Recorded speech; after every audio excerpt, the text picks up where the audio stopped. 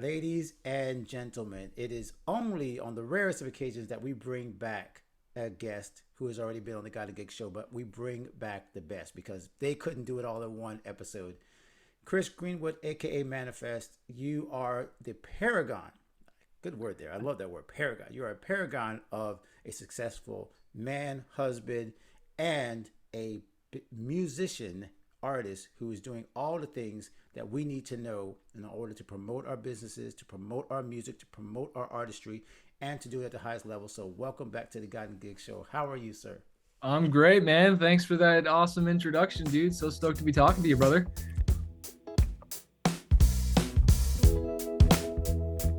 Hey, as soon as you emailed me back, I was like, yes, because I have been, as usual, a fly on the wall, the stalker, not the good stalker, not the bad stalker, but the good stalker. And as I saw on YouTube and on Facebook, you continually post these new levels, these new projects, these new collaborations, and things like that. As my microphone falls down, as classic podcasting things goes, I'm probably Yeah. like fading away as my mic was falling down.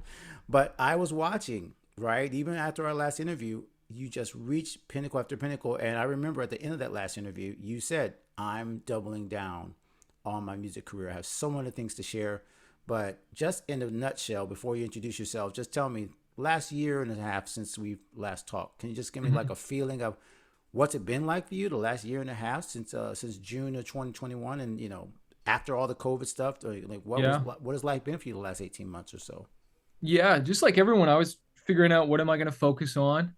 And you got all these ideas in your head and you're like, okay, what am I going to lean into and put all my attention on? And so that's what we did. We focused on a record. It is called I Run with Wolves.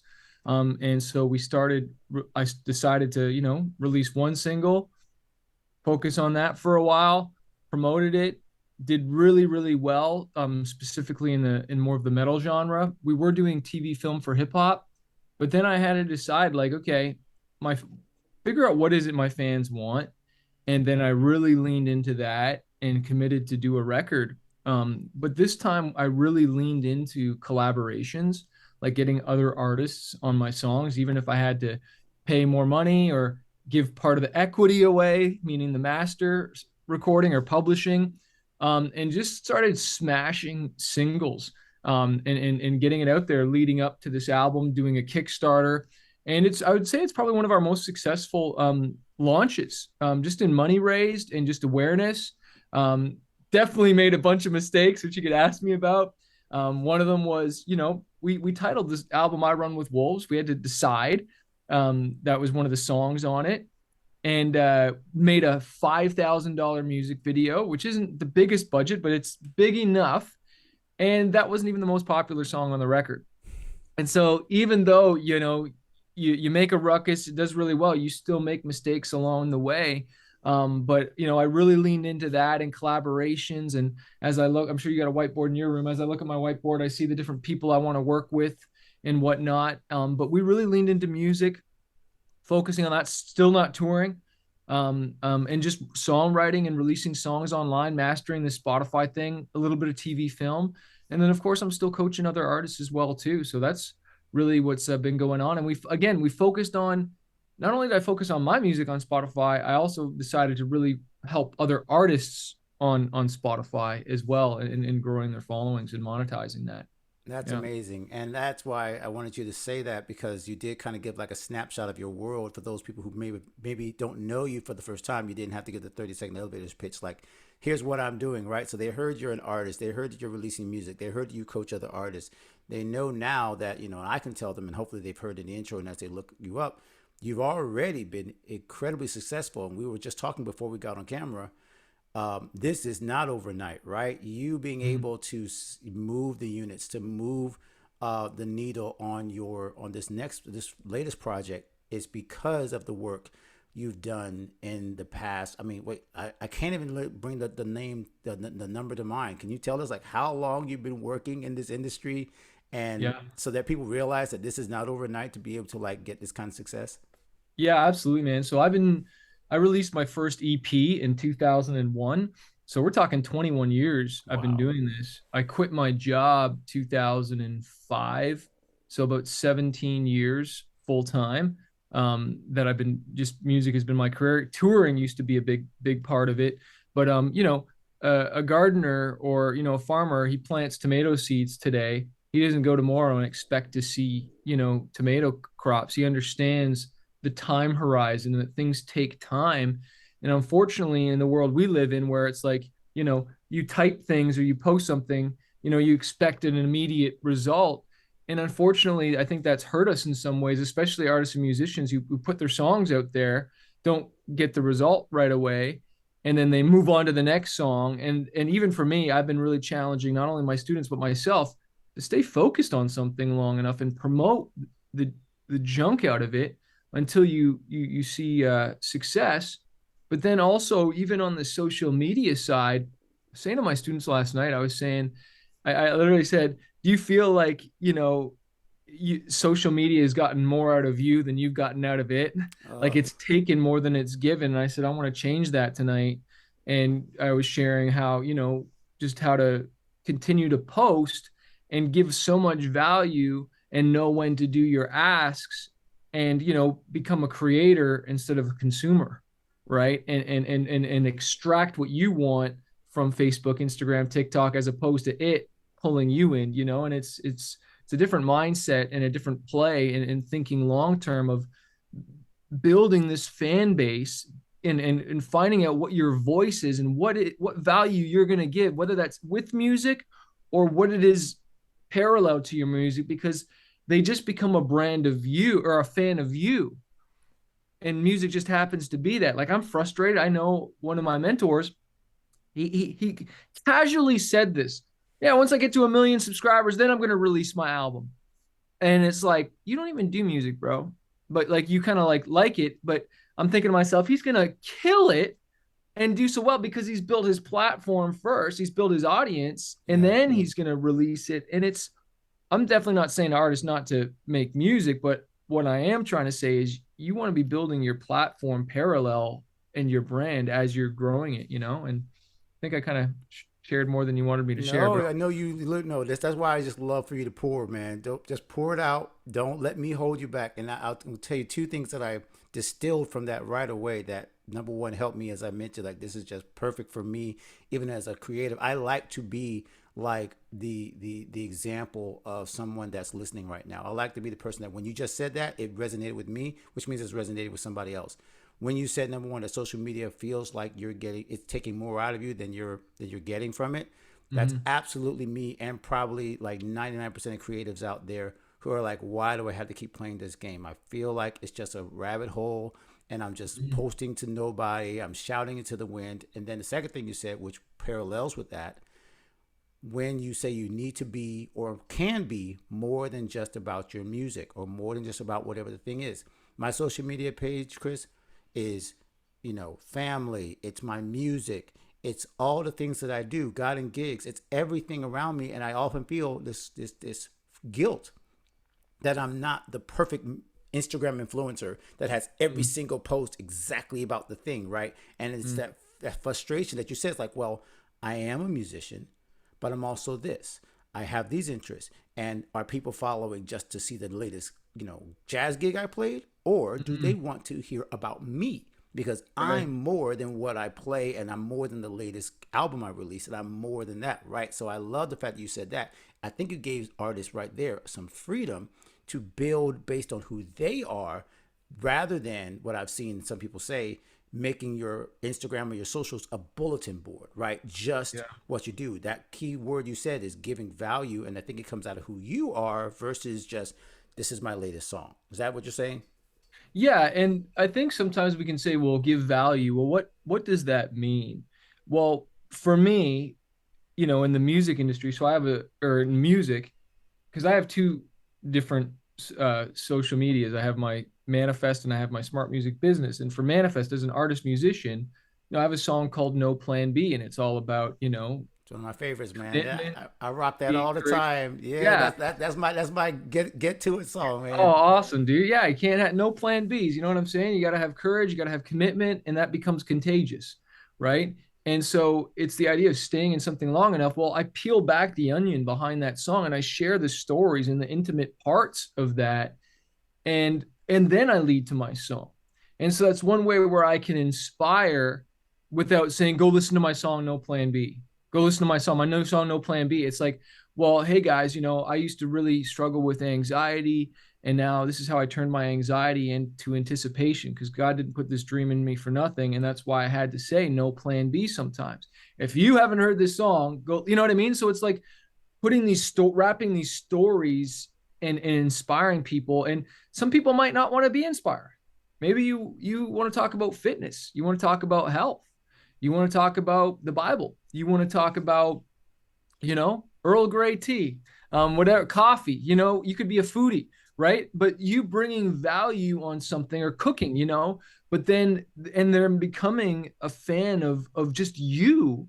And so not only are they, so whatever you release, they're going to want to support, if that happens to be music. But now you've built this brand. The problem is we haven't taken the time to figure out our messaging, and then we don't do it long enough. We don't get mentors. Like, it frustrates me. I know one person, they're kind of close to me. They're like, oh yeah, I tried YouTube, it didn't work. It's like, look, first of all, a try is a fail every time. You either do or you don't. Didn't switch it up, didn't get a mentor, didn't read a book, just did the same, yeah, you tried it for 6 months, but you just did the exact same thing that wasn't working for 6 months. You didn't even try anything different. And it bums me out, because I do believe this person has something to offer this world, right? Like, it's not even about the talent. TD Jake says, like, it's not that you need to give up on your dream, but you definitely need to give up on your strategy, and you need a new strategy. And that's why you're listening to my man Alan Paul here and me, because you're trying to get some new strategies. And right there, man, that's exactly what we're talking about. Number one, the mentorship, staying connected to people, realizing that if you don't have the answer, right? We just went there, right? Asking you shall be given, seeking you shall find, knocking the door shall be open, right? If we don't ask, if we don't seek and ask for a new strategy or ask for a new solution, and we keep getting the same thing, the whole insanity thing, doing the same thing, expecting different results. Yes, artists all over the world, all over the creators, all over the place say, oh, the industry's against me. It's too hard to get on Spotify. No one's going to pay attention. All these other excuses that line up with their current strategy, because that's what the results they've gotten, right? So Yeah. I got to ask you, what's the first thing you think? Obviously, we're hitting mindset, right? Every time, I love that we go mindset first. Every time we talk, it's tactical, yes, but if you don't get the mindset right, all the tactics you subscribe or ask or prescribe, Yeah. not going to work, right? So we start Yeah. with the mindset. You got to focus. I love that, and that anagram you gave us before. What was it? Focus. Follow one strategy Course until successful. Follow one course until successful. Exactly.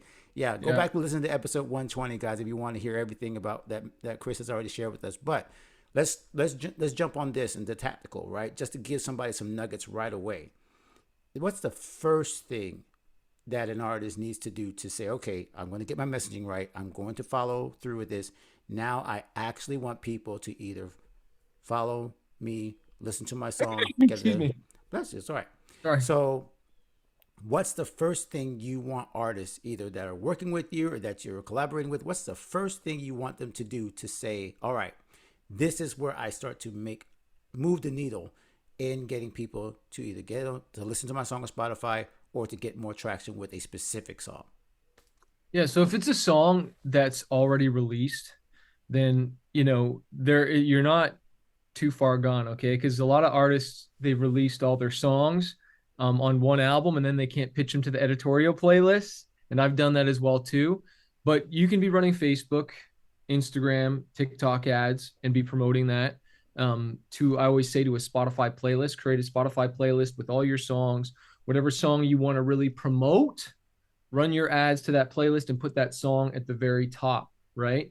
I always say to go to music stacks first and see what the popularity score is of that song that you want to promote. See how many streams you get a day of it. See how many followers you have. Write all this stuff down. Know your numbers. And then you start promoting the junk out of this song using ads. You can use Spotify ads as well too. We talk about that. I encourage them to choose one though. I'm talking about a lot of stuff. choose either Facebook, Instagram, TikTok ads, or choose Spotify ads, right? One or the other, master that and promote it. Have a 30 to 60 day time horizon. So you are committing to whatever for that time, and then decide on your budget. If it's $1,000, then 500 each month, and focus on that for 60 days. Now, the reason I say focus on one song is because we're trying to trigger the algorithm. Because once you get enough streams, Spotify's AI will pick it up, and then you can end up getting shown in Discover Weekly, daily mixes, in the radio playlist. And then when Spotify Discovery Mode is open for everybody, you can get added to that. Like literally one of my songs, the algorithm grabbed it, and we went from 4,000 streams a day to 21,000 streams. Wow. All right. And there's not any advertising radio budget that I could spend to get that. And that's the power of Spotify's AI. And this is a very similar thing to YouTube. A lot of people don't know is 75% of YouTube traffic is its AI sharing. And so Spotify is a similar thing. More streams are generated by the release radar and its AI than anything else, even more than these editorial playlists. And so I always tell artists, like, choose which song and go deep on it for a long enough time. And the other question that always comes up, well, how do I know which song? Well, you don't know. You gotta just try. Hey, I did the whole wrong one. Like, this album did very well, but I Run With Wolves is not the most popular song on this record. I found out which one is now, and guess which one I'm using as my front end to market the whole thing, right? Yeah. So you just got to step out. So that's for a new song. Or for a song, an existing song. If it's a new one, I always challenge them, and we spend a whole day on this, is collaborations, is getting an artist on your song. And DJ Khaled is a master at this. On his new, what's his record called? God Did. You notice he had a song with Drake. He had a whole bunch of different features, but you'll notice on the one with Drake, it was a primary artist feature. So that meant that it showed up in Drake's profile. He pitched it. They probably both pitched it. And that's why it has, 80 million streams. Now, the other one, when he remixed the Kanye song and Eminem was featured on it, if you look into the song, this is something I show on my challenge, is that it wasn't a primary feature. It was just a feature. So that song was not showing up in Eminem's profile. It was not showing up in Kanye's profile. And you'll notice the song doesn't have as many streams. Well, it's because it's not a primary artist feature. So I tell artists, if you're going to release a new song and you've only got 1,000 monthly listeners, reach out to an artist that's got 5,000, 10,000. See if you can get a verse. See if you can get them singing the chorus. And they'll release it as a primary feature so that all their followers can get notified. And like, that is like one of the fastest shortcuts to get your music out there. Wow. Now, I love this because the tactical and the strategy goes right back to why we build these relationships, right? What you just said, the person that has maybe a little more than you as far as audience, or a little less. You're not shooting for the stars, right? DJ Khaled can talk to whoever he wants, right? But his first collabs probably weren't with Drake, right? They weren't, but he was always collaborating. I do remember that. I mean, he's a Miami guy, right? We're down here. Oh, So cool. I remember seeing time after time with this artist, he's promoting this, he's promoting that, he's promoting that. He's always connecting, always connecting.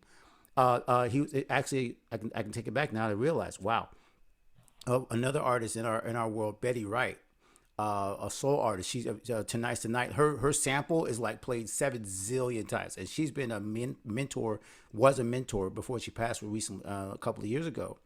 And DJ Khaled, I remember, was doing collabs with her. Wow. Here's a soul artist, right? A classic soul artist. And DJ Khaled was, hey, I want to be connected with you. I want to learn from you. Her artists were his artists, right? So it was like this constant, I want to give back. I want to share. I want to connect, versus I got to do it all myself. So that's why I like to go back to the mindset, right? This strategy, you may not be a musician, you may not be releasing a song, but you need to be connecting with other artists and people in your niche, or even outside of your niche, so that you can build that kind of tide lifts all boats, right? That's what I'm feeling like a lot of artists maybe are missing out on, and that's why they're not seeing the success, because you can't collaborate with someone you haven't built a relationship with. That's good. That's good, man. Yeah, so good. And yeah, that whole thing, the Bible talks about don't be a rager, don't be an island onto yourself. Mm-hmm. And you know, if one thing I could go back in time, I would have collaborated way more, way more. We did a lot of bar gigs, clubs and stuff. And so sometimes I'd go back to the hotel because, I want to stay married. Um, and but I wish I networked a little bit more. I really wish I did. And built some more stronger relationships. Those would have just paid millions in dividends, in just connecting with other fans. Like relationships are just so important, right? Yeah. And so I would have done way more collaborations if I could go back in time. Well, you're number one again. I wouldn't change anything about your career. I mean, you would maybe, but I'm like, why would you change anything? But let's jump in a little bit of, you talked about the Spotify. We've talked about networking and building that. Let's talk a little bit about, which is something that's another passion of yours, which is the business side, because you mentioned ads and Hmm. spending money, right? And I want to talk to that newbie. I want to always go back to that person. It's like, yeah, but, right? And I want to defeat the objection. Hmm. So the first thing they might say is, oh my gosh, he's talking about ads now. He's talking about spending money, investing in my craft. Where do I get that from? You've already written a book about, I mean, again, go back and listen to 120 because we talk about your book From Red to Black, right? So we talk about the Hmm. financial side, but just help some people in terms of the mindset, because you can't talk about promotion and advertising unless you're already thinking like a business. So I think we need to dial that back and make sure nobody misses that part. How do you Yeah. even jump into advertising and all this other stuff unless you have the infrastructure, right? So help somebody right now who's saying, right when you said advertising, they got scared. They're like, Yeah, how do I for even set sure. that up? Well, one of the reasons that really paralyzes a lot of people, artists in general, is just the idea that they're embarrassed to start small. You're just scared to start small. And so whether you got to spend money or time or whatever. And one of my mentors said that, look, uh, organic traffic is never free, and paid traffic, advertising should never cost you anything. And so when you're putting money in to promote your song, your business, you might not see an ROI right away. But you gotta understand, if people don't know who you are, they can't give you any money. Cardone says it like this, if they don't know you, they can't flow you. And it's so true. If people don't know me, they are not going to give me money, let alone if they don't trust me, because people like to do business that with people that they know, like, and trust. And so you want to be in business. Well, people need to know that you have a business. My wife, who's a designer, says it like this, a business with no sign is a sign of no business. I And like so, that. if you're not putting yourself out there, how are you expecting people to know you? And you don't have to do ads if you don't want to. You can do it all organic, but it's just slower growth. It's just going to take longer. And then you got to put in your time. Well, we all know time is not money. Time is infinitely more valuable than money. If I said, hey, I want to give you $1 million right now, you'd probably take it, right? There you go. Absolutely. But if I said, well, you got to lose your life in 24 hours, would you still want that $1 million? Probably not, right? Because you value your time more than money. But a lot of us value money more than time, and we spend all our hard-earned life, our time, to get this money, where we need to get our money working for us. We want to use our money to buy back our time. And so one of the things I say, and hopefully this blows some minds here, is you're in the right business if you're in the music business, because it's a product-based business, right? You're creating a product that can sell over and over again. It's online, it's global. You put the time in to make it once, and then it pays you over and over and over again. Now, if I work at Starbucks, I only get paid once for that time. I will never get paid for that day that I worked. But that song, if I promote and market that song has the potential to pay me for life. Like, I've been doing music full time for 15 years now, right? Or 17, whatever it is. The majority of my money comes from songs I wrote like 10 years ago. That's work I did 10 years ago. So you need to stop. What is it that Russell says? Like, amateurs focus on the front end. They want the ROI right now. Give me the record advance right now. Professionals focus on the back end. Isn't that what Jay-Z says? You want the advance. He wants the equity. Sure, yeah, bro. You want your advance? Here you go. Here you go. Here's your money. I'll pay you now Mm-hmm. because because these labels are willing to wait to Oh, get paid. They'll wait a year, but you trade your equity in your business, right? As opposed to getting a loan. I say to artists, you can get a better loan from a drug dealer than you can a record label. Um, but you borrow from the bank. At least when you pay the bank off, you still own it. You pay the label off, they still own you, yeah, right? And so be willing to invest your money to grow your brand and build your business so you are the primary equity only. But I don't know, in this one call here, hopefully we can transform some minds that they need to have an identity switch on that this isn't costing me. Like, oh, what is the cost to invest? What is the cost if you don't?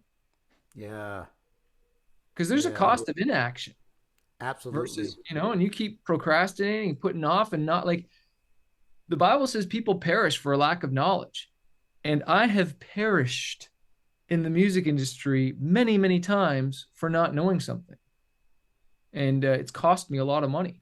That's why I call it smart music business, right? Because I've already made all the dumb uh, mistakes, or at least a lot of them. And I'm trying to, I don't want to learn through pain anymore. I want to learn through wisdom and through teachers and learning from other people so I don't make those mistakes and I get to my goal faster, right? Yeah, no, that is, you are transforming lives and mindsets, and the very next verse that popped into my head when you said that was, in the multiple counselors, there's Mm. safety, right? So when you have a community, when you have mentors, when you have people around you, you just said you came from a mastermind where guys who are brilliant, incredibly brilliant, still say, "Hey, I need to be in a room with other smart guys." And other smart women and other smart business people and artists. And that humility to say, like you just said, I don't have all the answers, is huge, because I want people to number one, follow you, obviously, but I also want them to find the people in their circles, right? There's people in their community, in their circles, that they can connect with, either virtually or in person. Just let me ask you this question, because it's popped in my head and I don't think I've ever asked you this. um, but you might have mentioned it in the last interview. Who were the people that taught you, that you, like, that first light went off as far as switching what you just mentioned, that light switch? Did it happen for you on your own, or did somebody help you make that switch from thinking I'm just an artist on my own to I'm a business, I'm someone that can actually make this a lifestyle because I'm Mhm. investing into myself? Was there a person or a mentor that like helped you flip the switch? Yeah, there's a lot of mentors. I read a lot of books. I always, when I traveled, when I toured, because I took a break from touring, I would always read books. And one of my heroes was Peter J. Daniels. And he says that you can trade your life at the cost of a big dream, a small dream, or no dream. The cost is the same. So why not trade your life for a big dream? And I used to think that, like, you know, they were separate, but they weren't. Because I remember I asked him some dumb question. I didn't realize it was a small question. And if you want the right answers, you got to start asking the right questions. And I was asking him something about investing, but really he switched. He's like, no, if you knew how to market, if you got your marketing right, you wouldn't even be asking me that. And it took me, I didn't understand it. It actually bothered me because I kind of looked up to him and he kind of told me off, but he's my coach, right? And, if a coach is asking you to do something out of the ordinary, that's good, because if you thought of it, you would have done it already. And Yeah, that's why it sounds so crazy to you. But he was so right. If I had just gotten my marketing, if I knew how to get my message out there and sell myself and get the money coming in, I wouldn't even be asking. It was such a lower level question. He's like, no, learn how to market and get yourself out there. And that's where I realized that, like, it's not the most talented that win. It's the best known who's known, yeah, right? Because, like, and this is one last thing I'll share here on that specifically, is just that, like, we all know an artist that we probably think isn't as talented as we are, and they're in our genre, but yet they're killing it. Okay, I have some. I'm not gonna tell no names. yeah, yeah, yeah. There's We're some safe. artists It's a that, safe like, place. It's a safe place. No one's hearing us, Chris. It's just you and me and a few 100,000 people. but and they're not. Their songs aren't really that good. I think my music is better, and I know that's subjective, whatever. But the one thing they have that I don't have, and that anybody can have, anybody can build, and it comes back to what we were talking about at the beginning, is community. They show up for their fans. Maybe they might not have the best songs, but they have their message dialed in. They know who they're talking to, and they show up for their fans. And so their fans show up for them. And maybe the music's not that good, but that their personality and they're just showing up, and maybe they don't even have personality, but they just still show up and they build this community, and then they're killing it.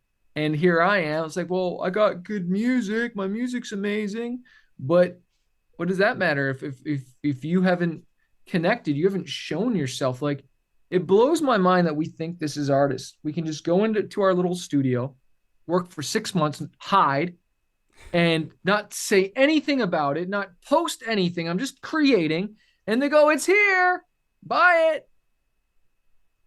There's no relationship. There's no momentum. I don't know you. You didn't allow me into this creation, Paul. You didn't show me what you created. You didn't tell me the stories when you were struggling, depressed, where you had to rewrite it. You didn't show me the stories where the collaboration fell through. You didn't tell me any stories where you missed your flight and so you missed your recording date, or you didn't share any of the story. So I'm not attached to you, but now you want me to support what you've done when you didn't even allow me in at the beginning, but you want me to be a part of the end. Okay, now I got to stop you there, because here's where I believe a lot of artists have gotten caught in that mindset, right? I'll give you two reasons, or two examples. One is the Beyonce effect. We see people like Beyonce go silent, right? And all of a sudden she breaks the internet, renaissance, boom, like, oh my gosh, she worked with this person, that person. But we don't see back before Destiny's Child, right, with her and her mom in Houston, probably telling anyone and everyone about her daughter and about these 3 or 4 girls, right? So we see the Beyonce effect now as in, oh, be silent, don't tell anybody. And then all of a sudden just drop it, and everyone's going to know. But we forget that Beyonce had that same 20 years, right, of building where she can like go silent. So we can't follow that model. And the other thing I think is kind of along to it, and I want you to speak to it quickly, this idea that, oh, I need it to be perfect. I don't want to share the not good enough stuff. I want to make sure that when I show up online, when I show up with this stuff, it's got to be the best. I don't want people to see, and it comes from like a kind of good place. But I think when you speak to it, I think you're going to help us, because that's a perfectionist mindset. I don't think that helps artists in the long run, because they think they can't share it till it's right. Yeah. Yeah. People want to see the blemishes. All right. I got I don't know what this is there. There's something there. There's a little wrinkle there. Man, you want to talk about, like, I don't want to, that's why I do camera up from here. Because, yeah, you don't want to know what I throwing up. It's like, hey, I just got to make it good enough. And whatever they see is what they're going to get. Yeah, man. Like obviously you want to dress good. You want to, put a good impression out there, but pretending to be perfect, like, people don't relate to your success. They relate to your struggle, right? They relate. It's like, oh, wow, he's real too. He goes through that. She goes through that. Wow. Like, that's what we relate to. They don't relate to this, like, Stu. They might not ever record vocals. They might not ever do this high level thing, but they do relate to you making coffee, or, you having a fight with your spouse, or struggling with your children, or you having a fear or anxiety about whatever, or can't, whatever the story is. And by you not sharing those and trying to be perfect, it's like, we already know we're not perfect. So it's like, why try faking it? Because we just know it's not true. And, my wife used to like touch up my photos and all this stuff. And it's amazing we're in this world where I think people really want just real. They really do. They really want authentic. That's the word, authenticity. I really want that. And like, yeah, I'm not saying don't dress good. I'm not saying don't have a strategy. I'm not saying just whip stuff out there. Like, I'm definitely trying to be more conscious of the way I deliver my message, so that it can be received better. So I want to have a strong oratory or oral performance, oratory. Am I saying that right? Performance, so that people receive it, as opposed to like people don't want to see me trying to figure out what it is I want to say while I'm saying it. So it's kind of like, yeah, like, know your stuff. That's a great distinction. Yeah, know what you're going to say, right? But once you know what you're going to say, don't be afraid to just go out and say it, even if the trappings, right? The background, all the things around it, that'll get better with time. You got to get the reps in, right? So, but I Hmm. love that. Yeah, get your messaging down. And by the way, you don't know your messaging until you practice it. So Yeah. you just have to start saying it and start trying it, I believe. And then, I'm talking about just personally for myself. Got in gigs 6 years, 7 years. I can't be, my message is not as clean as it's going to be 20 years from now, 10 years from now. You've been Yeah. working on your messaging, so you practice it, but you didn't hesitate once you got it right. Once you knew what you wanted to say, it wasn't like, oh, let me just, do another 20 edits and Yeah. drafts. And meanwhile, like you said, the people that resonates with me, the people that are not as talented, whatever, they're already out there. They're already doing it, and they're connecting with people, and people are seeing their struggle, and people are like, "Yeah, he's got a little rough around the edges, but I like him." Something I saw 50 Cent wrote in his book, or Curtis Jackson, I should say, in Hustle Hard, Hustle Smarter. Mm. He says basically that when he sees artists like that are like trying to like make everything perfect, and they want to be, he's like, no, people gravitate to artists who are damaged. And I was like, wow. Mm. He said he That's stepped good. back from the game, from trying to be the hip hop artist, once he realized he was no longer damaged. He is successful. People viewed him as the guy that made it. And so he didn't have the gritty kind of 50 Cent aura anymore, because people are like, man, you're sitting in the penthouse, you know, Yeah. relaxing and like making movies and TV series, right? Yeah. Yeah. So because his aura had shifted, he no longer had that damaged thing. And so I think what you're saying is we have to be willing to let people see our flaws. Like we have to be willing to Good. let people see that progression, like you said. I love it. Yeah. So that then they gravitate to our music, to our art, to our thing, because then it's like, yeah, you're real. You're not just this person up on a high horse that never went through anything.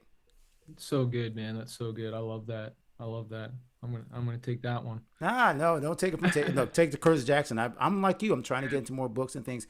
I want to make sure before we close out, there is always this back of my mind thing where is the person that's listening now who's hearing you is like, okay, I know about the millions of streams now. I know that he's worked hard for over 20 years, 17 years as a full time artist. I know that he's serious about his business, but I want to always bring it back to the heart and of why you do what you do. What keeps you motivated, right? Because somebody out there is listening right now, watching this right now. They're like, man, that's easy for you to say.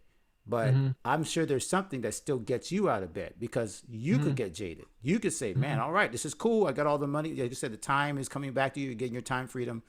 But there's still got to be something that gets you out of bed every day to do this. So can you just talk to the person and just say what is motivating you after 20 years in the business? What keeps you going? Yeah, and that's the thing, right? Like people are coming in here halfway through the movie, right? Like it's easy to say, "Oh yeah, I've been in this for, 17 years, but I slept on the floors, right? I ate at the dollar menu, which doesn't exist, I don't think anymore, and you know, paid to buy onto tours and, missed many anniversaries and, you know, different things with my wife because I couldn't afford to fly home or whatnot, and I just had to wait until the tour ended. A lot of people don't know I lost my dad to suicide when I was 5 years old. Didn't have a father figure to grow up to, and I would say, because I didn't have a dad, there were so many other mentors that poured into me, that stood on the stages, wrote the books. And I feel like I'm so thankful for them. Like, I feel like I want to give back. And just like how God was the father to the fatherless, I want to be a father to the fatherless in my Mm, own way and be out there and give back and just share this message, right? Whether it's music or just motivation or just encouraging people to want to keep fighting for their dreams. Like I call my fans and even my students my fighters, and I say that they're fighting for their dreams. And we say a fighter isn't someone who never fails, a fighter is someone who never quits. You're going to make mistakes, you're going to fall down, pause, pivot, but don't quit. And so that's one of the things that really motivates me. And just setting goals, having dreams, right, and just wanting to max out my potential. I love it, man. Well, I'm telling you, you have dropped so many gems here today, from mindset to the actual mastery of the craft, to those people. And again, I love to remind people that yes, we're talking to musicians when in terms of Spotify and things like that. But every single artist and creative in our audience is trying to get out there. We all have a God-given gift that is supposed to be shared with the world. We're not supposed to be the one guy with the talent who buries it, right? We're supposed to be like that Mm. guy that got 5 and that guy that got 2. And then his master came around and said, man, thank you so much for doing something with what I gave you. And something my pastor, our executive pastor said in my church the other day, those guys that were working for that talent probably didn't realize they get to keep it and get more, right? They Mm. didn't just give it, they gave it back to the master, and the master's like, there's a party in here, man. Come on over, take your Yeah. stuff. And let so the gifts that Yeah. we have been given, I love, Chris, how you're saying that to give and to invest in yourself and not see yourself as small. And you're one of Mm. those mentors that people need to link up with so that they can keep feeding themselves. So please let them know what kind of resources you're offering, anything recent, anything in terms that you want to like share, and then how they can follow you throughout, their career and your career to get more knowledge. For sure. Well, we have a challenge that I do once a month. We've been doing it once a month. It's a Spotify challenge. It's 5 days straight, where I go live. If you get a VIP ticket, I do like a Q&A an hour before. So you talk to me right like this over Zoom, ask questions, and it's just amazing. But then each day we focus on a different aspect of Spotify and launching songs. Talk about other things in the Q&A about just your overall business. But that's definitely something I encourage people to, if they want to get some direct coaching. I charge a lot per hour, and that's a very cheap way to get access, to ask questions and move things forward. I gave you the link for that. It'll probably be below this video. We have a podcast, we have a YouTube channel, social media. Just you can look me up on Manafest, Manafest, or just Smart Music Business, and you'll find me. Love it. Chris, I'm telling you again, I am absolutely, inspired every time I talk to you. I'm going to continue rocking No Plan B and the new Yeah. record, right? Because again, like you see the spirit and feel the spirit that you are producing. Mm, What's in you comes out of you, right? Whether it's mm, your mm, teaching, with your music, like God put it in you, and you're like, okay, I'm going to mm. share this with the world. So it's definitely impacted me, continue impacting me, and now it's going to impact even more creators, musicians, artists, just people, man. You're just blessing people. So thank you so much for being another encore performer on the God of Gig show. That I don't know where that fits on your, on your award ceremony, but I'll send you something. I'll send you a 2-time God of Yeah. Gigs artist. Thank you, man. You can throw it in the trunk or whatever. I love it. I love it, dude. Well, we got to meet up sometime in person too, so it'd be great. We Thank you, man. definitely got to do that. Thank you so much for being on the show, my friend. Thanks, bro.